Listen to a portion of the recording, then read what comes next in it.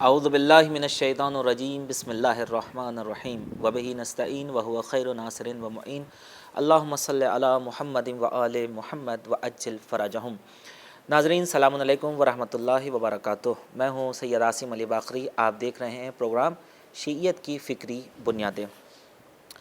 ناظرین، ہم نے پہلے ایپیسوڈ میں آپ کے سامنے شیعیت کی فکری بنیادیں جو موضوع ہے خود اس کی اہمیت اور اس کی عظمت کے اوپر روشنی ڈالی، ساتھ ہی ساتھ بنیاد کا مطلب ظاہر ہے کسی بھی عمارت کو قائم ہونے کے لیے، باقی رہنے کے لیے اس کی محکم بنیاد کی ضرورت ہوتی ہے، اس کے اوپر بھی روشنی ڈالی، اور ساتھ ہی ساتھ جو فکری بنیاد ہے اس سے مراد کیا ہے مولانا صاحب نے اس کے اوپر خوبصورت روشنی ڈالی تھی۔ وہ خاکہ آپ کے ذہن میں ضرور موجود ہوگا۔ ہم امید کرتے ہیں کہ یہ جو پروگرامز نشر کیے جا رہے ہیں آپ اسے سنیں اور سننے کے بعد غور و خوض کریں، اپنے فیڈ بیک سے بھی ہمیں ضرور نوازیں۔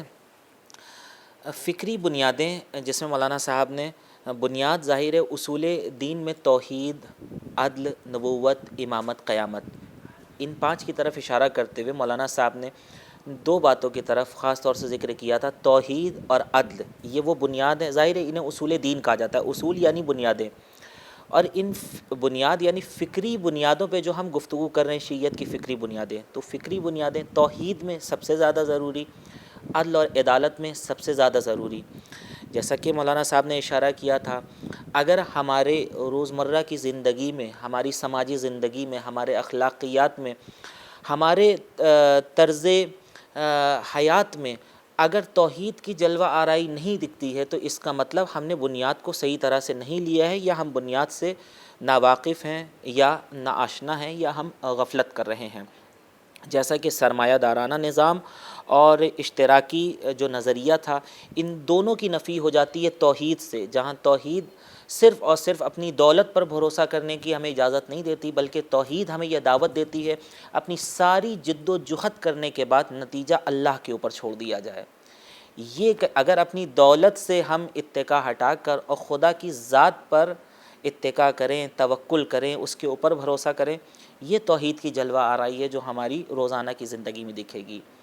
عدالت کی جلوہ آرائی صرف اس مذہب نے دیا ہے، مذہب شیعیت نے، کہ عدالت کی جلوہ آرائی ہمارے کردار میں ہونا چاہیے۔ ہمارے ہر معصوم نے اس کی دعوت دی ہے کہ اگر ظالم کی نگاہوں میں نگاہیں ملا کر اور ظلم کی مخالفت نہیں کر سکتے ہو تو اس کا مطلب بنیاد سے کہیں غافل ہو، یا بنیاد کو وہ اہمیت نہیں دے رہے ہو جو اہمیت اسلام نے دی ہے۔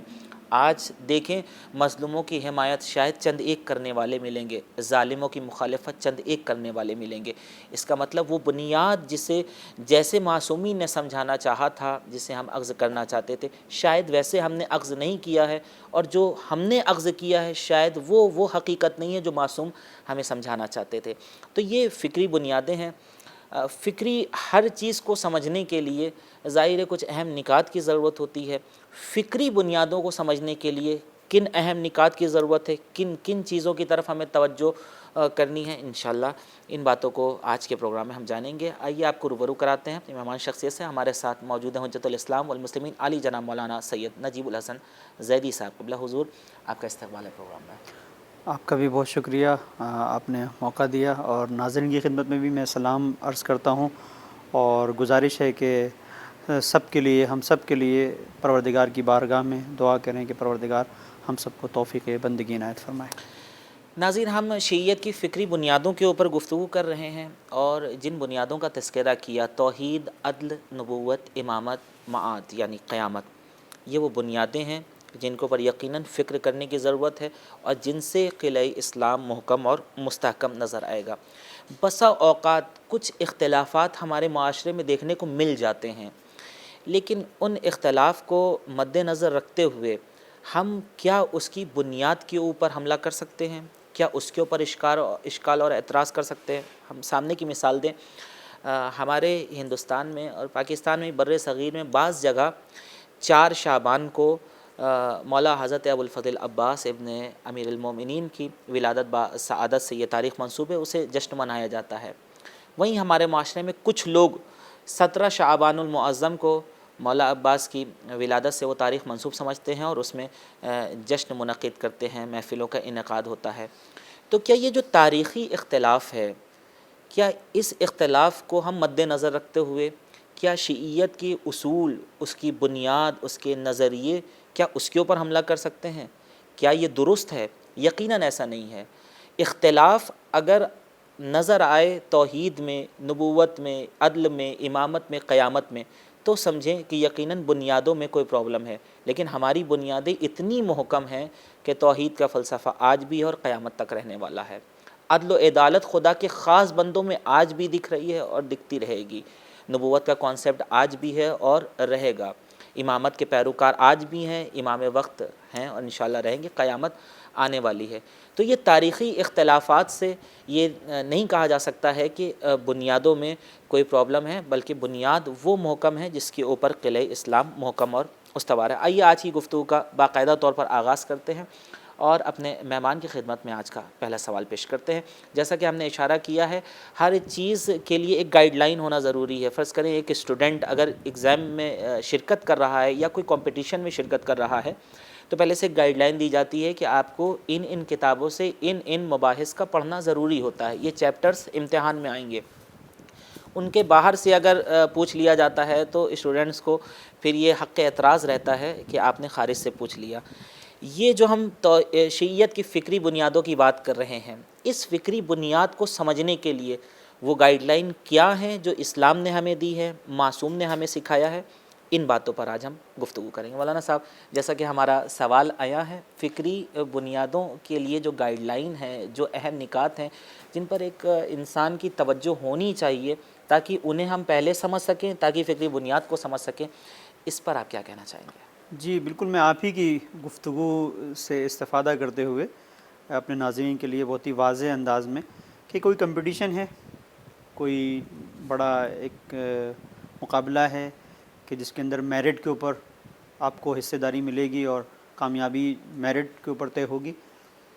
ایسی صورت میں ایک انسان جاتا ہے ایسے لوگوں کے پاس کہ جنہوں نے کبھی اس کمپٹیشن میں حصہ لیا ہو، مثلا MBBS کا کوئی ایسا ڈاکٹر میڈیکل کی لائن میں کمپٹیشن ہے، تو آپ جاتے ہیں اس ڈاکٹر کے پاس جو MBBS ڈاکٹر ہے کہ بھائی اس سے پہلے جب تم نے یہ کمپٹیشن دیا تھا تو کن کن چیزوں کا دھیان رکھا تھا، کیا کیا تھا، اور اس کے جو سورسز ہیں جو ہمیں مطالعہ کرنا ہے، پڑھنا ہے، وہ کیا ہے، تو وہ آپ کو بتائے گا۔ فرض کریں جو اس نے بتایا یا جو یونیورسٹی کی طرف سے یا جو کمپٹیشن منعقد کر رہے ہیں جو انتظامیہ، ان کی جانب سے جن چیزوں کو کہا گیا تھا کہ بھئی اس میں سے آئے گا، آپ نے اس کو چھوڑ دیا اور مثلا فرض کریں آپ گوگل پہ چلے گئے اور آپ نے کہا کہ بھئی یہ گوگل سب کچھ سمجھا دے گا، اور آپ نے ہر چیز، ہر فارمولے کو، ہر مثلا مختلف انداز سے سوالات آپ نے نکالے، اور اس کے بعد آپ کمپٹیشن میں آپ نے حصہ لیا، اور مثلا ہر سال کے آپ نے سوالات وہاں سے نکال لیے جو بھی اس کمپٹیشن کے تھے MBBS کے مثلا، تو اس کے بعد آپ نے کہا کہ ان کے علاوہ تو ہو نہیں سکتا ہے۔ اس کے بعد جب آپ ایگزام میں بیٹھے، اس کے بعد آپ ناکام ہو گئے، فیل ہو گئے، تو آپ حق اعتراض نہیں رکھتے، چونکہ جو سورس، جو منبع آپ کے لیے بتایا گیا تھا، آپ اس سے ہٹ گئے۔ آپ کو بتایا گیا تھا کہ بھئی یہ سورسز ہیں، ان کتابوں سے آئے گا اور ان باتوں کا خیال رکھنا ہے، آپ نے وہ رکھا ہی نہیں۔ لہٰذا کبھی بھی آپ اس علم کو اس منزل تک نہیں لے کے جا سکتے جو آپ کو کامیابی دلا دے۔ ہاں علم تو ہوگا، وہ نالج ہوگی، معلومات ہوں گی، لیکن وہ آپ کو کامیابی تک نہیں پہنچائیں گے۔ جی، اب آپ یہاں پہ غور کیجئے گا کہ میں نے اس مثال سے جو شروع کیا ہے تاکہ ناظرین کی ذہن میں یہ بات آ جائے۔ اب ہم شیعت کی فکری بنیادوں کو سمجھنا چاہتے ہیں۔ شیعت کی ہم فکری بنیاد کو اگر ہم آج کل کے دور میں جو مختلف ذاکرین ہو گئے ہیں وہ مختلف باتوں کو پڑھتے ہیں، کیا ہم شیعت کا تصور ایک ذاکر کی بتائی ہوئی باتوں پر ہم قائم کر سکتے ہیں کہ ہاں یہ شیعت ہے؟ بالکل نہیں۔ اور اس ذاکر کے بارے میں ہمیں یہ بھی نہیں پتہ ہے کہ اس کا مبلغ علمی کیا ہے، جو اس کی نالج ہے، اس کا سورس کیا ہے، جن باتوں کو وہ بیان کر رہا ہے وہ کہاں سے لے کے آیا ہے، کہاں سے لے کے آیا ہے، کیا ہے۔ بہت ساری ایسی روایات ہیں ہمارے روایات کے ذخیرہ روایات میں جو ایک دوسرے سے متضاد ہیں، اور بعض علماء نے باقاعدہ اس پہ کتاب لکھی ہے کہ تضادات، جو متضاد روایتیں ہیں ایک دوسرے سے ٹکرانے والے، ان کو حل کرنے کی بھی کوشش کی ہے۔ تو اور لحن روایت کس مقام پر، مقام صدور روایت کس جگہ پر کس کے لیے مولا نے کب کیا کہا ہے، یہ ساری چیزیں بہت اہم ہیں جن کی گفتگو رجال میں ہوتی ہے، راوی اعتبار رکھتا ہے نہیں رکھتا ہے. ان سب سے ہٹ کے ہم آتے ہیں کسی ایک چیز کو لے کے پکڑ کے ہم بیان کر دیتے ہیں اور بہت سارے لوگ اس کو ماننے لگتے ہیں. کیا یہ صحیح ہے؟ اگر ہم شیعت کی تبیین کر رہے ہیں، دیکھیں دو چیزیں ہیں یہاں پر توجہ کیجیے گا. ایک ان لوگوں کے لیے کہ جو شیعت کو سمجھنا چاہتے ہیں باہر سے، جی ان کے لیے بھی. ایک ہمارے لیے جو ہم شیعہ ہیں اور مزید سمجھنا چاہتے ہیں، اپنی نئی نسل کو بتانا چاہتے ہیں، نئی جنریشن کو بتانا چاہتے ہیں یہ شیعت ہے، ہمارے لیے بھی. دونوں کے لیے ضروری ہے کہ جو واقعی سورس ہے، جو واقعی منبع ہے، جو واقعی وہ کتاب ہے کہ جہاں سے شیعت کا تعارف ہو رہا ہے، ہم ادھر جائیں. بے شک. فکری بنیادوں کو سمجھنے کے لیے جو سب سے پہلا پوائنٹ اور نقطہ جو ضروری ہے، جس کی طرف اکثر ہم توجہ نہیں کرتے، وہ یہ ہے کہ جو چیز ہمارے سماج معاشرے میں، گھر میں، خاندان میں رائج ہو گئی ہے، وہ اس کو سب مانتے چلے آ رہے ہیں. کبھی ذہن میں ایک سوال تو اٹھے کہ آپ جو اس کو تسلیم کر رہے ہیں، جو مان رہے ہیں، کتنا یہ قرآن کے اوپر اترتی ہے، کتنا روایات معصومین علیہ السلام اس کی تائید کرتی ہیں اور کتنا تائید نہیں کرتی. مثلا فرض کریں میں ایک مثال دیتا ہوں، جیسے نوروز، بہت ساری جگہوں پر نوروز کے سلسلے سے اعمال اور یہ ساری چیزیں ہیں. جبکہ آپ جب روایات میں جائیں گے، احادیث میں جائیں گے، تو ٹھیک ہے، معل بن خنیس کی ایک روایت ملتی ہے، اس کو بھی علماء نے اس انداز سے پیش کیا ہے کہ اگر آپ چاہیں تو بعض اعمال کو فقہاء نے فتویٰ دیا ہے کہ رجائے مطلوبیت کی اعتبار سے بعض اعمال کو آپ انجام دے سکتے ہیں. لیکن یہ وہ عید نہیں ہے کہ جسے ہم اسلامی عید کہیں. اور جیسے غدیر کا کانسیپٹ ہے، عید فطر ہے. جی جی جی. اب غدیر کو آپ لیتے ہیں روایات سے لیتے ہیں، امامت کے تصور کو آپ قرآن سے لیتے ہیں. قرآن اور روایات کے علاوہ جو مختلف چیزیں ہیں، جو ایک کھچڑا بنا کے پیش کر دیا گیا ہے کہ حلیم کی صورت ہے، وہ شیعت نہیں ہے. جی. نہ وہ شیعت کی فکری بنیادوں کو بتا رہی ہے. اب یہاں پر غور کریں. ہمارے یہاں کتاب ہے، آپ بھی واقف ہوں گے، اور جو اہل علم اور اہل فکر و نظر ہیں وہ واقف ہیں شیخ محمد رضا مظفر کی شخصیت سے. یہ بہت ایک ملموس مثال میرے ذہن میں آئی جس سے بات واضح ہو جائے گی کہ کن چیزوں کا ہمیں لحاظ رکھنا ہے. شیخ محمد رضا مظفر نے ایک کتاب لکھی، عقائد امامیہ، بہت مختصر سی چھوٹی سی کتاب ہے، بعض جگہوں پہ نصاب میں بھی داخل ہے، مدرسوں میں پڑھائی جاتی ہے، جس میں آپ نے توحید، عدل، نبوت، امامت، قیامت اور مختلف زاویوں سے شیعت کے جو عقائد ہیں ان کو پیش کرنے کی کوشش کی ہے. حتی رجد، بدا، یہ سارے مسائل اس میں انہوں نے ذکر کیے ہیں. ایک معاصر اسکالر ہیں، بڑے اسکالر ہیں، ڈاکٹر حامد حفنی داؤد، مصر کے. جی. ڈاکٹر حامد حفنی داؤد. دیکھیں یہ شیعہ نہیں تھے، اب مجھے علم نہیں، لیکن ان کی گفتگو سے لگتا ہے کہ کافی حد تک اس سے قریب ہیں. اب میں نے جب پڑھا تھا جس وقت، اس وقت جہاں پر یہ گفتگو میں نے پڑھی تھی، اس سے مجھے اندازہ نہیں ہوتا، لیکن ہو سکتا ہے کہ وہ اس وقت شیعہ ہو گئے ہوں. بہرحال انہوں نے جس چیز کو بیان کیا ہے، ڈاکٹر حامد حفنی داؤد، انہوں نے عقائد امامیہ کے اوپر ایک مقدمہ لکھا ہے. میں اس مقدمے کو عرض کرنا گا. تھوڑی سی بحث، تھوڑی سی سنگین ضرور ہے، لیکن تھوڑا سا اگر آپ توجہ دیں، کیونکہ جو پیچیدہ عمیق مباحث جو ہوتے ہیں ان کے اندر تھوڑا سا آپ کو غور و فکر تو کرنا پڑے گا. بہرحال یہ لطیفے تو ہوتی نہیں ہیں، کوئی اس طرح کی چیز تو ہے نہیں کہ انسان کے یعنی اس کی طب کو مثلا فرض کریں کہ ہم مزاح کے اوپر لے کے جائیں، اس کے لیے کوئی ضرورت ہی نہیں پڑتی ہے کسی گہرائی کی، سنجیدگی کی. لیکن یہاں پر تھوڑی سی توجہ میں چاہوں گا. انہوں نے جو مقدمہ لکھا ہے، اس مقدمے میں انہوں نے دو باتوں کو بیان کیا ہے. مختلف چیزیں ہیں انہوں نے لکھا ہے، اس میں دو اہم باتیں ہیں جن کو میں اس سلسلے سے بیان کرنا چاہوں گا کہ اگر آپ فکری بنیادوں کو سمجھنا چاہتے ہیں تو کن نکات کی رعایت کی ضرورت ہے، کون سے پوائنٹس ہیں کہ جن کی رعایت کرتے ہوئے آپ ان فکری بنیادوں تک پہنچ سکتے ہیں. اس میں وہ کہتے ہیں کہ دیکھیں، بڑی پیاری بات کہتے ہیں کہ جب بھی آپ کسی مذہب کے بارے میں ریسرچ کریں، فکر کریں، غور کریں کسی بھی مذہب کے بارے میں، تو ہرگز ان کتابوں کو اپنا سورس نہ بنائیں جو اس مذہب کو نہ ماننے والے نے لکھی ہے. توجہ کیجیے گا، اس مذہب کو نہ ماننے والے نے لکھی ہے. اس لیے کہ جب آپ کسی ایسی کتاب کو سورس بنا لیں گے کہ جس کا عقیدہ ہی نہیں ہے، جی وہ توحید کو مانتا ہی نہیں ہے، وہ توحید کے بارے میں لکھ رہا ہے کہ مثلا شیعت میں توحید کیا ہے، وہ عدل کو جانتا ہی اور مانتا ہی نہیں ہے، اور وہ عدل کے بارے میں لکھ رہا ہے. جیسا کہ آج کے دور میں آپ دیکھیں ہارورڈ یونیورسٹی اور آکسفورڈ یونیورسٹی میں باقاعدہ اسلام شناسی کی کرسی ہے، چیئر ہے باقاعدہ، اور نظریاتی طور پر وہاں پر بہرحال اس کے ڈین وغیرہ بھی ہوتے ہوں گے، لیکن یہ تو اتنا ہے کہ یہاں پر یہ مباحث ہیں، اور اس میں خاص طور پر باب ہے شیعہ شناسی کا، شیعت کو پہچاننے کا. اللہ اب آپ دیکھیں کہ آپ کلبرگ کو اگر شاید آپ جانتے ہوں، بہرحال ہمارے ناظرین، تو مثلا فرض کریں اسرائیل میں باقاعدہ ایک ریسرچ سینٹر ہے، اور وہاں پر شیعت کے بارے میں گفتگو ہو رہی ہے. اب یہاں سے چھپ کے آنے والی کتاب کیا ہمارے لیے سرچشمہ بن سکتی ہے، منبع بن سکتی ہے؟ ہرگز نہیں.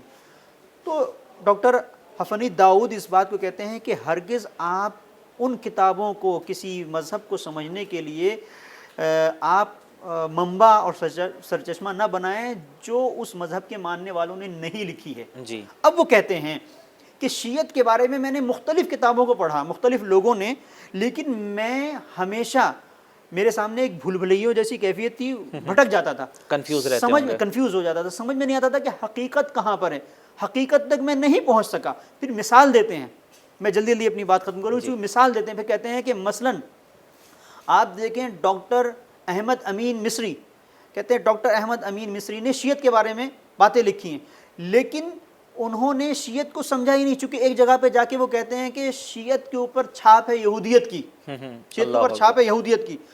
اب انہوں نے کہا کہ قطعاً ایسا نہیں ہے. جب آپ دیکھتے ہیں تو شدید ترین انداز میں، یعنی میں آج اپنے الفاظ میں کہہ رہا ہوں، آج بھی آپ اگر دیکھیں کہ یہودیت کے مقابل پر اگر کوئی فکر ہے جو اس سے برسر پیکار ہے تو شیعت ہے. یقیناً آج صہیونزم کے مقابلے پر اگر کوئی فکر کھڑی ہوئی تو شیعت کی فکر ہے. یقیناً یہی اہل بیت اطہار علیہ السلام کی تعلیمات ہیں، تو قطعاً ایسا نہیں ہے. دوسری بات وہ کہتے ہیں کہ اس میں لکھتے ہیں کہ مثلا احمد امین مصری نے جہاں پر دوسرا جو ان سے غلطی ہوئی ہے اور انہوں نے شیعت کو پریزنٹ کرنے میں جو غلطی کی، وہ یہ ہے کہ وہ کہتے ہیں کہ شیعوں کا عقیدہ یہ ہے کہ یہ جہنم میں جائیں گے ہی نہیں، بالکل ان کے لیے جنت ہے. جبکہ وہ کہتے ہیں، شیخ حفنی کہتے ہیں داؤد، کہ اصلاً ایسا نہیں ہے. میں نے جب کتابوں میں دیکھا تو روایات اور ان کے معتبر جو ذخائر ہیں کہ جن کے ذریعے سے ہم پہنچ سکتے ہیں کسی منزل پر، وہ یہ کہتے ہیں کہ اس طرح کی چیزوں کی کوئی حیثیت نہیں، ہمارے یہاں اس طرح کی کوئی بات نہیں پائی جاتی ہے. پھر وہ آگے جا کے کہتے ہیں اور خود لکھتے ہیں اس بات کو یہ مقدمے میں کہ آپ اگر اس کتاب کو لے لیں، کاشف الغطا کی کتاب شیعہ اصلھا و اصولھا، کہتے ہیں کہ اس کے اندر ان تمام چیزوں کا جواب دیا گیا ہے، جس میں مثلا عبداللہ ابن سبا کی طرف شیعت کو منسوب کیا گیا ہے، یہ ساری چیزیں، تو اس میں جواب بھی دیا گیا. خیر، ان کا کہنے کا جو ہم غم ہے وہ یہ کہ میں نے شیعت کو اس وقت سمجھا جب میں نے شیعہ کی معتبر کتب کی طرف رجوع کیا. سبحان اللہ. اس میں وہ بتاتے ہیں، ان میں سے ایک کتاب عقائد امامیہ تھی، وسائل الشیعہ تھی، مختلف کتابوں کو وہ وہاں پہ تذکرہ کرتے ہیں. وہ ہمارے مورد گفتگو نہیں ہے. جو اصل لب مطلب ہے، جو حاصل کلام ہے، وہ یہ ہے کہ ایک ایسا شخص جو مصر کا ایک دانشور ہے اور اس نے تحقیق کی ہے شیعت کے بارے میں، وہ کہتا ہے کہ اگر آپ کو شیعت کو سمجھنا ہے تو معتبر کتابوں کے بغیر آپ شیعت کو نہیں سمجھ سکتے. یقیناً مولانا صاحب یہ ایک اہم نقطہ ہے، انشاءاللہ ابھی ہم اس پہ مزید گفتگو کریں گے اور آپ کو مزید موقع دیں گے گفتگو کا. ناظرین، ہم رکیں گے ایک مختصر سے وقفے کے لیے، اور یہ جو گفتگو جاری ہے انشاءاللہ بریک کے بعد بھی جاری رہے گی. دیکھتے رہیے ہدایت ٹی وی. اللہم صل علی محمد و آل محمد. اللہم صل علی محمد و آل محمد. ناظرین، ایک بار پھر سے ہم آپ کا استقبال کرتے ہیں. آپ دیکھ رہے ہیں پروگرام شیعیت کی فکری بنیادیں، اور اس پروگرام میں ہمارے ساتھ ہمارے مہمان شخصیت موجود ہیں، حجت الاسلام والمسلمین علی جناب مولانا سید نجیب الحسن زیدی صاحب قبلہ، جو اہم اور قیمتی اور پیچیدہ مباحث کو آسان سے لفظوں میں آپ کے لیے پہنچا رہے ہیں. ہماری گفتگو ہو رہی ہے فکری بنیادوں کو سمجھنے کے لیے جو اہم نکات ہیں، وہ نکات کیا ہیں. اس میں حضور نے ڈاکٹر حفنی داؤد کا ذکر کیا ہے، جنہوں نے خاص بات یہ کہی کہ اگر آپ کسی مذہب کو سمجھنا چاہتے ہیں تو جو اس مذہب سے ریلیٹڈ نہیں ہے، یعنی غیر مذہب اگر کوئی کتاب لکھ رہا ہے تو آپ قطعی طور پر اس سے اس مذہب کی حقیقت اور حقانیت کو سمجھنے کی کوشش نہیں کریے، چونکہ شاید اس میں امکان ہو کہ وہ تعصب کی نگاہ سے وہ اس حقیقت کو دیکھ کر لکھتا چلا جا رہا ہو، اور شاید یہ ایک حملہ ہو اس کی حقیقت پر۔ لہٰذا اگر کسی مذہب کی حقیقت کو سمجھنا ہے تو آپ کو خود اس مذہب سے تعلق رکھنے والے افراد کی اوتھینٹک اور معتبر کتابوں کا مطالعہ کرنا ہوگا، تجزیہ کرنا ہوگا، سمجھنا ہوگا، اور پھر اپنا ایک نتیجہ حاصل کرنا ہوگا۔ کیا کہا ہے انہوں نے، اہم نکات اور کیا کیا ہیں فکری بنیاد کو سمجھنے کے لیے، مولانا صاحب کی خدمت میں آپ کو لے چلتے ہیں۔ حضور، ڈاکٹر حفنی داؤد کی بات سے آپ نے ایک بہت اچھا نتیجہ دیا، اس کے علاوہ اور کیا اہم نکات ہیں، اور ڈاکٹر حفنی داؤد کی بات سے اور کیا سمجھا جا سکتا ہے؟ دیکھیں، جو ڈاکٹر حفنی داؤد ہیں، انہوں نے جہاں پر اس چیز کی وضاحت کی وہاں پر یہ بھی لکھا ہے کہ میں کب سمجھا، پھر شیعت کو میں کب سمجھا، کہتے ہیں کہ اس وقت سمجھ میں آیا کہ حقیقت تشیع کیا ہے، جب مثلا یہی عقائد امامیہ کی بات وہ کرتے ہیں، جب میں نے عقائد امامیہ کا مطالعہ کیا، سبحان اللہ، جب میں نے عقائد امامیہ کو دیکھا تو میری سمجھ میں آیا کہ توحید کے سلسلے سے کتنا ان کا عقیدہ سنجیدہ ہے، کتنا متقن ہے، کتنا منطقی ہے، سبحان اور اللہ، کتنا خوبصورت ہے۔ سبحان یعنی یہ وہ چیزیں ہیں جو میں اپنے الفاظ میں ضرور بیان کر رہا ہوں، لیکن مفہوم وہی ہے۔ مفہوم، ہاں، انہوں نے اس چیز کو بیان کیا اور بہت اس کی تعریف کی کہ مختصر سی کتاب، ان کے الفاظ ہیں، کہتے ہیں کہ مختصر سے یعنی اس کتاب کے اندر، جیسے نصاب کی صورت میں بھی بعض جگہوں پہ پڑھایا جاتا ہے، شیخ محمد رضا مظفر نے تمام تر شیعت کی فکری بنیادوں کے اوپر جو چیزیں مشتمل ہیں ان سب کو بہت ہی شاندار اور بہترین سادہ الفاظ میں، سلیس زبان میں، لیکن نہایت دقت کے ساتھ بیان کر دیا ہے۔ وہ کہتے ہیں کہ یہی چیز جو آپ نے بیان بھی کی تھی کہ میں اس لیے کہوں گا کہ آپ بغیر اس مذہب کے ماننے والے معتبر سورسز کی طرف رجوع کیے کسی مذہب کو نہیں سمجھ سکتے۔ میں یہ اس لیے کہوں گا کہ ہمیشہ سے ایسا رہا ہے کہ لوگوں کو غلط فہمیاں بھی ہوئی ہیں مختلف مسائل میں۔ جی، دو چیزیں ہیں، کبھی کبھی ایک انسان مغرض ہے، غرض ہے اس کی، پہلے ہی سے وہ کسی چیز کو الٹے انداز میں پیش کر رہا ہے، غلط انداز میں پیش کر رہا ہے، وہ غلط انداز میں پیش کرے گا۔ ایک منزل یہ ہے کہ نہیں، وہ غلط انداز میں پیش نہیں کر رہا ہے، لیکن اس نے خود صحیح نہیں سمجھا ہے، صحیح نہیں سمجھ سکا ہے، خود صحیح نہیں سمجھ سکا ہے، اس لیے کہ اس کا سورس صحیح نہیں تھا۔ وہ سارے سورس ایسے تھے کہ جو مثلا باطل سورس ہے، سارے سورسز ایسے تھے کہ جہاں انتہا جو ہے، مثلا فرض کریں ایک خبر کسی جگہ پہ، ایک خبر عام ہو جاتی ہے، ہر جگہ وہ خبر ہر نیوز پیپر میں آ جاتی ہے، ہر فرض کریں کہ ٹیلی ویژن کے اوپر آ جاتی ہے، اور اس کا جو سورس ہوتا ہے وہ فرض کریں ایک دیوانہ ہوتا ہے، تو آپ کہیں گے کہ بھائی یہ تو ٹی وی پہ آئی تھی بات، یہ تو مثلا نیوز پیپر میں آئی تھی، یہ تو ہم نے فلاں سائٹ پہ دیکھی۔ تو وہ شخص جو انالائز کر رہا ہے، جو تجزیہ کر رہا ہے، وہ کہے گا ٹھیک ہے، تم نے یہ سب سوچا تھا، یہ سب جگہ تو آ تو گئی، لیکن تمہیں یہ پتہ ہے کہ جو اصل نقل کرنے والا ہے وہ کون ہے؟ اللہ، اس کے عقل پہ اعتبار نہیں کیا جا سکتا۔ اللہ اکبر۔ ہاں، وہ ایک ایسا شخص ہے جسے لوگ پاگل کہتے ہیں، وہ کبھی کچھ کہتا ہے کہ اچھا ایسا ہے۔ تو اس بنیاد کے اوپر اب آپ جب خط بطلان کھینچیں گے تو نیوز پیپر کے اوپر بھی کھینچیں گے، سائٹ کے اوپر بھی کھینچیں گے، ٹیلی ویژن کے اوپر بھی، تو مختلف جگہوں پر جا کر کسی بات کا مشہور ہو جانا اس کے اعتبار کا سبب نہیں بنتا۔ سبحان اللہ، اعتبار کا سبب، اسی بات کو یہاں پر بیان بھی کرنے کی کوشش کی کہ اب آپ دیکھیں کہ مختلف مراحل میں ہم اور آپ دیکھتے ہیں، ہماری خود سوسائٹی کے اندر، ہمارے خود سماج کے اندر، شیعہ سماج کے اندر بہت ساری باتیں مشہور ہیں۔ اب ظاہر ہے کہ حساس موضوع ہے، ان باتوں کو بہرحال ایسا عرض نہیں کیا جا سکتا، لیکن آپ لوگ سمجھ رہے ہیں بہت ساری چیزیں ہیں کہ بہت مشہور ہیں، اور انہیں بہت ہی تمطراق کے ساتھ پیش بھی کیا جاتا ہے، اور بہت ہی مثلا مسالے لگا کے، اس میں نمک مرچی لگا کے بھی پیش کیا جاتا ہے۔ کیا اس بنیاد کے اوپر اسے تسلیم کر لیا جائے؟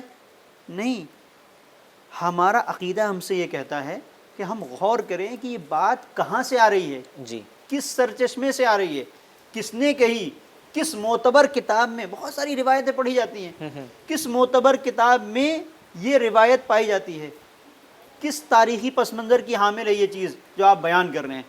تو یہ وہ چیزیں ہیں کہ جن کے ذریعے سے ہم حقیقت تک پہنچ سکتے ہیں۔ اب آپ دیکھیں کہ آج کی دنیا کا جو سسٹم چل رہا ہے اس میں یہ ہے کہ مثلا فلاں جگہ کی یونیورسٹی کی یہ ریسرچ ہے، جی، فلاں جگہ یہ جو ہے وہ ریسرچ سینٹر ہے اس نے اپنی تحقیق کو پیش کیا ہے. بھائی یہ تحقیق کرنے والے کون کون افراد تھے؟ آج کی دنیا میں جب ہم اس وقت جو بیٹھے ہوئے ہیں ہمیں یہ نہیں پتا ہے کہ یہ میڈیا جو ہمیں دکھا رہا ہے یہ کہاں سے پیڑ ہے. جی کبھی کبھی میڈیا کے سامنے کچھ شرائط کو لا کے رکھ دیا جاتا ہے کہ بھائی تمہیں انہی چیزوں پہ فوکس کرنا ہے, اس کرائٹیریا سے باہر نہیں جائیے اس گا, کرائٹیریا سے باہر نہیں جانا ہے. وہ جا ہی نہیں سکتا, اسی کو جی. بیان کرے گا, وہ مختلف الگ الگ انداز سے بیان کرے گا, لیکن اس کی سیاست تو کسی اور نے تعین کی ہے, حکمت عملی تو کسی اور نے بنائی ہے. جی. اب اگر کل کے زمانے میں قلم خریدے جا سکتے تھے, سکوں کے اوپر قلم بکتے تھے, تو آج کے دور میں کیا ضمیر نہیں بک سکتے؟ یقیناً. کہ آج کے دور میں انسان کی زبان نہیں بک سکتی؟ یقیناً. یقیناً ہو سکتا ہے. تو اب ہمارے لیے ضروری ہے کہ ہم اس بات کے اوپر غور کریں کہ اگر ہم اپنے مذہب کو سمجھنا چاہتے ہیں یا کسی دوسرے کو بتانا چاہتے ہیں. کبھی کبھی ایسا ہوتا ہے, ایک شخص ہم سے کہتا ہے کہ بھائی ہمیں آپ کے مذہب کو سمجھنا ہے, ہمیں کوئی کتاب دیجیے. جی. اب ہم ایسی کتاب اس کے حوالے کر دیتے ہیں کہ وہ تو بالکل مذہب سے ہی متنفر ہو جاتا ہے, نفرت کرنے لگتا ہے, اس کا مطلب کوئی مذہب ہی نہیں ہے, یعنی یہ تو کوئی مذہب ہی نہیں ہوا. وہ کہتا ہے کہ یہ کیا چیز ہے. تو ایسے سوالات اکثر ہمارے سامنے پیش آتے ہیں. اگر کوئی ہم سے کہتا ہے کہ ہمیں شیعت کو سمجھنا ہے تو ہمارے پاس کیا کوئی کتاب ہے جو ہم بتائیں کہ بھائی یہ پڑھو؟ جی.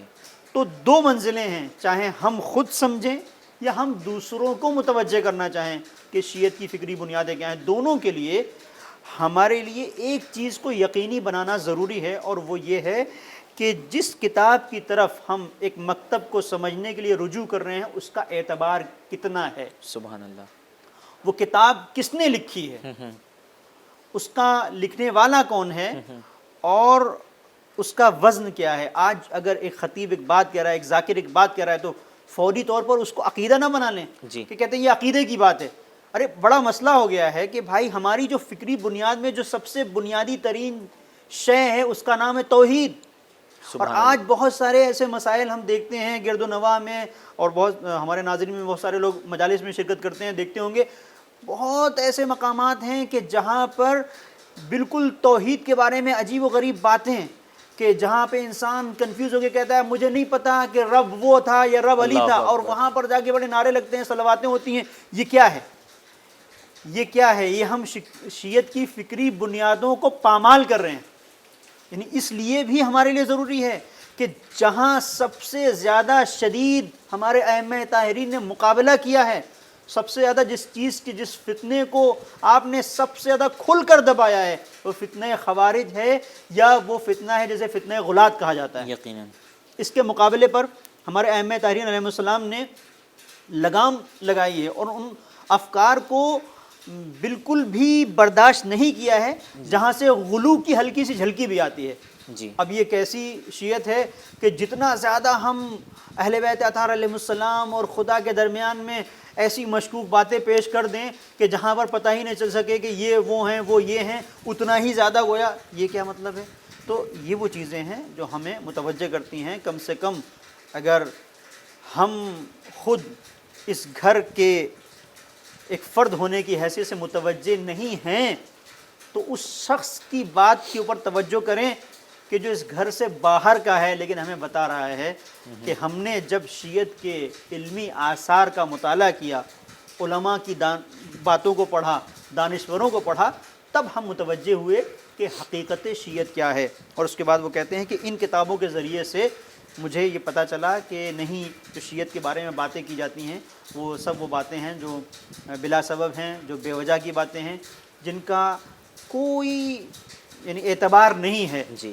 اب یہیں سے یہ ساری باتیں بھی ہمارے جو ہے وہ ناظرین کے لیے واضح ہیں کہ اگر اس طرح کی روایات اور احادیث ہوتی ہیں کہ جہاں پر فرض کریں کہ کوئی ایسی بات ہوتی ہے کہ جو قرآن کے خلاف جا رہی ہے, اللہ اکبر, نص صریح قرآن ہے اور اس کے خلاف, مثلا فرض کریں ایک بات کی طرف میں اشارہ کر رہا ہوں اور میرے ناظرین وہاں تک پہنچ جائیں گے. مثلا قرآن نے کہا ہے کہ ہم نے وحی کے لیے حامل وحی جبریل کو بنایا, جبریل لے کے جاتے تھے. وحی کی مختلف اقسام ہیں, من وراء حجاب ہے وہی جو ہے, کبھی جبریل لے کے آ رہے ہیں, کبھی درخت کے ذریعے سے, میں اس کی طرف میں نہیں جاؤں گا. لیکن نص قرآنی یہ ہے کہ وحی کو ہم نے جبریل کے ذریعے سے. اب اگر کسی روایت کے اندر کہیں پر وہ ملتا ہے کہ نہیں وحی کو پہنچانے والی ذات کا نام حضرت صدیقہ طاہرہ سلام علیہ ہے. تو جتنا بھی زیادہ ہمارے عقیدے سے مثلا اس کے اندر کتنا بھی ابھار کیوں نہ پیدا ہو, ہم کتنے بھی فرط جذبات میں کیوں نہ آئیں, لیکن ہمیں اپنے آپ پہ کنٹرول رکھنا ہے کہ وہ بات ہے جو قرآن کے خلاف ہے, جی ہم اس کو تسلیم نہیں کر سکتے ہیں.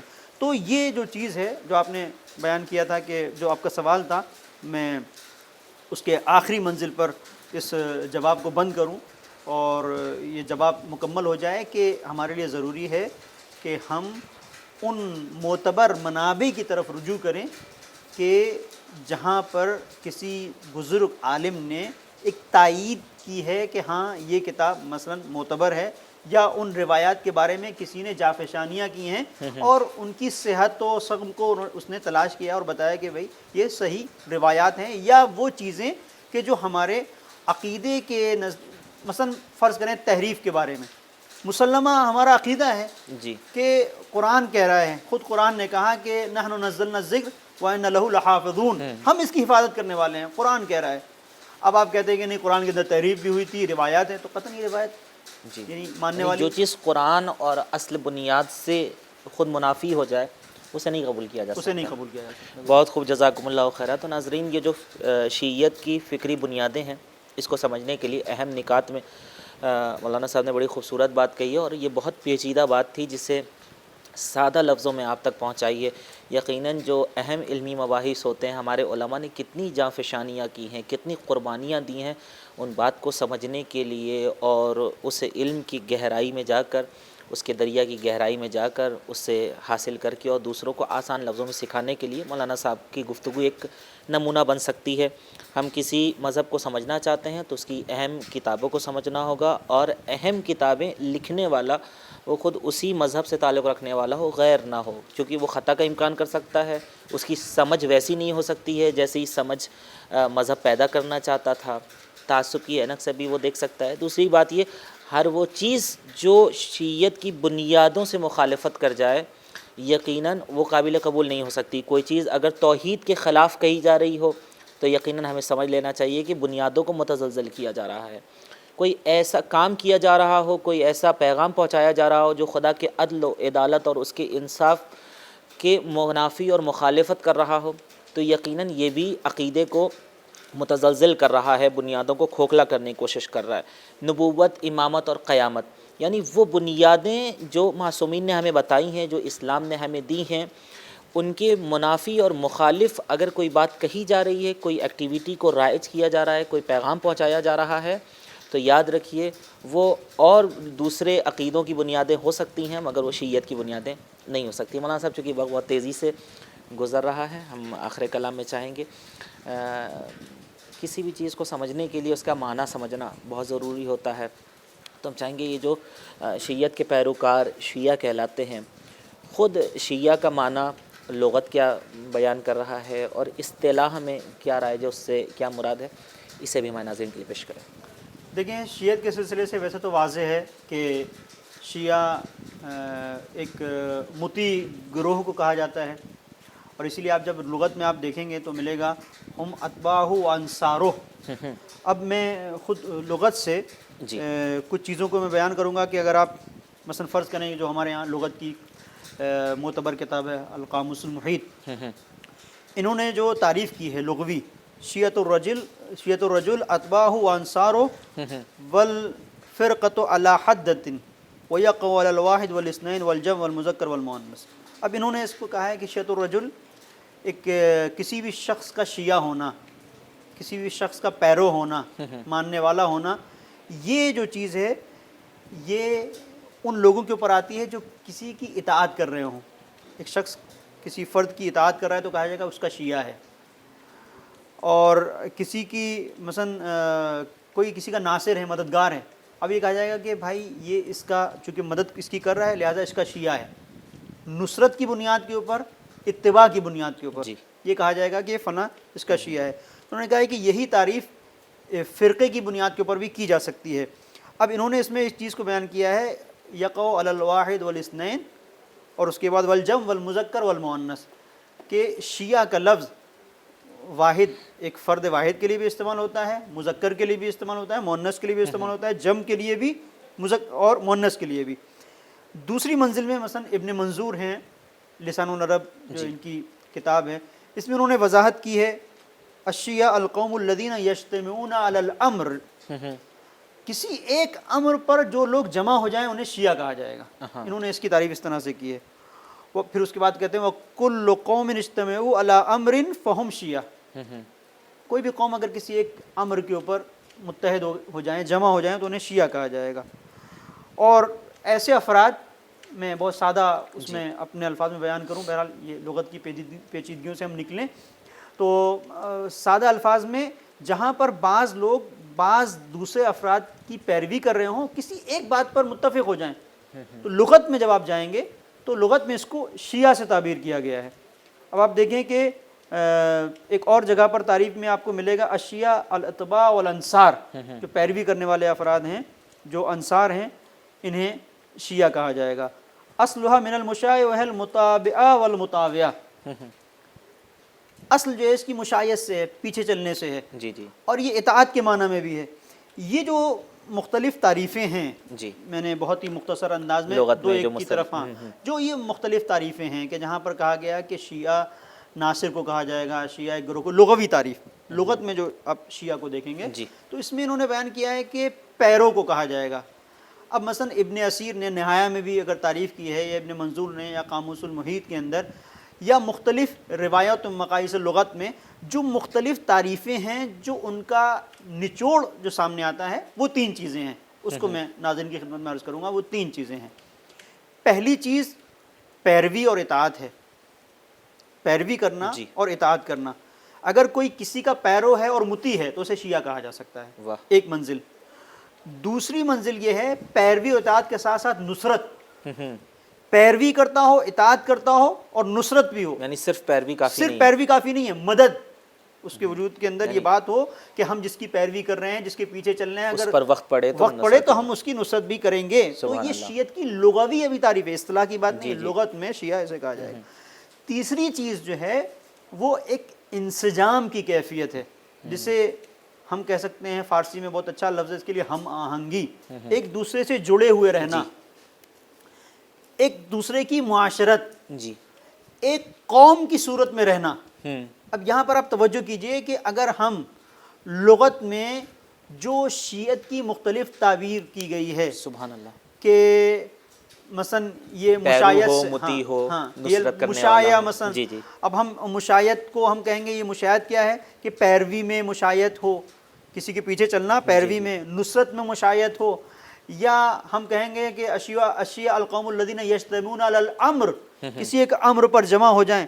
تو یہ ساری چیزیں کسی ایک امر پر جمع ہو جانا، کہ ہم اس بات پہ جمع ہو گئے ہیں کہ ہم عزاداری کر رہے ہیں، توجہ کیجیے گا، ہم عزاداری کر رہے ہیں، ہم اس بات پہ جمع ہو گئے ہیں. تو لغت میں جتنے بھی افراد اگر اس مسئلے پہ جمع ہو جائیں سب کو کہا جائے گا یہ شیعہ ہیں. جی، جو اس مسئلے پہ اگر جمع ہو گئے کہ ہمیں اس طرح سے عزاداری مثلا کرنا ہے، کسی بھی بات پہ اتفاق ہو گیا، ان سب کو شیعہ کہا جائے گا. لیکن ان سب کو شیعہ کہا جائے گا یہ بات مختلف تعریفوں میں ہے، اور ان تعریفوں کو جب آپ جمع کریں گے تو انہی کے اندر یہ بات بھی نکلے گی کہ اس کے اندر نصرت کا جذبہ بھی پایا جاتا ہو، اور وہ ایک قوم کی صورت میں ہو، ایک گروہ کی صورت میں ہو. اب آپ دیکھیں کہ اسی لغوی تعریف کو آپ لے لیں، میں بہرحال لغت سے تو اس کے اندر بہت وسعت ہے، بہت سارے لوگوں کو کہا جا سکتا ہے کہ بھئی یہ فلاں کا شیعہ ہے، یہ فلاں کا شیعہ ہے، اور مباحث ایسے آئیں گے تو آپ دیکھ سکتے ہیں کہ بہت سارے ایسے بھی لوگ ہیں جن کے لیے مثلا یہ کہا جا سکتا ہے کہ یہ علی کے شیعہ نہیں ہیں، کسی اور کے شیعہ ہیں. تو یہ لغت کے اعتبار سے تو آپ کہہ سکتے ہیں، ٹھیک ہے، لیکن جب آپ اس کی گہرائی میں جائیں گے اور عمق میں جائیں گے تو آپ اسی وقت کہہ سکتے ہیں جب اس کے ساتھ ساتھ اطاعت اور پیروی کے ساتھ ساتھ نصرت بھی پائی جاتی ہو، سبحان اللہ، اور معاشرت اس طرح سے ہو کہ قوم کی صورت سامنے آئے، ایک قوم کی صورت. یعنی اگر کہیں پر اب ہمیں تولا جا رہا ہے اس اعتبار سے کہ ہم مثلا فرض کریں کہ پیروی کرتے ہیں، میں بہت ہی یعنی حساس مرحلہ ہے، اور ناظرین سے بھی چاہوں گا تھوڑا وسعت قلب کے ساتھ اس مسئلے پہ غور کریں کہ ہم اگر کہتے ہیں کہ ہم علی کے شیعہ، علی کے چاہنے والے ہیں، تو علی کے شیعہ ہونے کے لیے سب سے پہلی ضروری ہے علی کی اطاعت. ہم علی کی اطاعت کر رہے ہیں کہ نہیں کر رہے ہیں؟ چلیں اس بات پر ہم جمع ہو گئے کہ ہم ولایت علی کے پر ہم عقیدہ رکھتے ہیں اور غدیر کے ماننے والے ہیں، ٹھیک ہے، جمع ہو گئے. اب اس کے ساتھ ساتھ جو تیسری چیز ہے قومی صورت، کیا ہم اپنے ایک شیعہ ہونے کی حیثیت سے شیعہ بھائی کے بارے میں سوچتے ہیں, فکر کرتے ہیں؟ قومی صورت میں, ایک معاشرے کی صورت میں, ایک سماج کے حصے کی صورت میں ہم دیکھتے ہیں کہ بھائی اس کو کیا ضرورت ہے, اس کے کیا مسائل ہیں, وہ کن چیزوں میں گرفتار ہے, یا پھر نہیں ہم اپنی زندگی میں, فردی زندگی میں مست ہیں کہ بھائی ہم شیعہ ہیں, ہم جیسا سے کہ کسی چیز کا کوئی روایات مطلب نہیں ہے. معصومین نے بھی اس کی طرف اشارہ کیا گیا ہے. ایک چاہنے والے آتے ہیں, مولا کہتے ہیں یہ کرتے ہو, مدد کرتے ہو یا نہیں کرتے ہو. بہت خوب, جزاکم اللہ مولانا صاحب. چونکہ ہم وقت کی آخری سرحد کو چھو چکے ہیں, انشاءاللہ جو اس کے اصطلاحی معنی ہے ہم نیکسٹ پروگرام میں آپ سے ضرور جاننے کی کوشش کریں گے. بہت شکریہ, آپ نے ہماری آواز پر لبیک کہا, آپ یہاں تشریف لائیں. خدا کی بارگاہ میں دعا گو ہیں کہ یہاں آنے والے ہر کارشناس اور خدا کی راہ میں خدمت کرنے والے ہر وہ انسان جو خدا کی راہ میں خدمت کر رہا ہے, دین مبین اسلام کی راہ میں خدمت کر رہا ہے, خدا سب کو صحت و سلامتی سے نوازے. خود ہدایت ٹی وی کے کارمندان اور دوستان اور رفیقان کے جن کی محنتوں کی وجہ سے آپ دیکھ رہے ہیں اپنے ٹی وی اسکرین پر کہ مسجد جمکران میں اس وقت نعمت باران کا سماں ہے, اور اس میں بھی زحمتوں اور مشقتوں کا, سخت ہوا کا سامنا کرتے ہوئے یہ پروگرام آپ کے لیے پیش کرنے کے لیے ساز و سامان مہیا کر رکھا ہے. خدا ان سب کو بھی صحت و سلامتی عطا فرمائے. ناظرین, آج کی گفتگو ہم یہاں انہی الفاظ کے ساتھ تمام کر رہے ہیں کہ جو شیعیت کی فکری بنیادوں کو سمجھنے کے اہم نکات ہیں ہم نے اسے بھی پیش کیا, اور اس کے لغوی اور اصطلاحی معنی شیعہ کے ہم جاننا چاہتے تھے, جس میں سے لغوی معنی کی طرف مولانا صاحب نے روشنی ڈالی. اس کا جو خلاصہ نکلتا ہے وہ یہ کہ شیعہ کو جو جتنی تعریفیں کی اس کا خلاصہ یہ نکلتا ہے, شیعہ یعنی پیروکار ہو, مطیع و فرما بردار ہو. شیعہ یعنی صرف اطاعت اور پیروی نہ کرتا ہو بلکہ نصرت, اگر اسے ضرورت پڑ جائے تو نصرت کا دم بھرنے والا ہو, ناصر بھی ہو. اور تیسری چیز انسجام اور ہم آہنگی, کہ جس کے ہم شیعہ ہیں اس کے کیریکٹر سے ہمارے کیریکٹر میں ہم آہنگی ہونی چاہیے. ایسا نہ ہو کہ اس کا کیریکٹر کچھ اور ہو, ہمارا کیریکٹر کچھ اور ہو. اپنے کردار کا محاسبہ کریں اور اپنے آپ کو ہم جاننے اور پہچاننے کی کوشش کریں کہ کیا ہم ان تعریفوں پر کھرے اترتے ہیں. اگر نہیں اترتے ہیں تو اپنے اعمال کو سنوارنے کی, اپنے کیریکٹر کو سنوارنے کی اس پروگرام کے ذریعے سے کوشش کریں, عزم کریں, ارادہ کریں. ہمیں دیجیے اجازت اس امید کے ساتھ کہ نیکسٹ ایپیسوڈ میں پھر آپ سے ملاقات ہوگی. دیکھنا نہ بھولیے گا پروگرام شیعیت کی فکری بنیادیں. فی الحال دیکھتے رہیے ہدایت ٹی وی. خدا حافظ.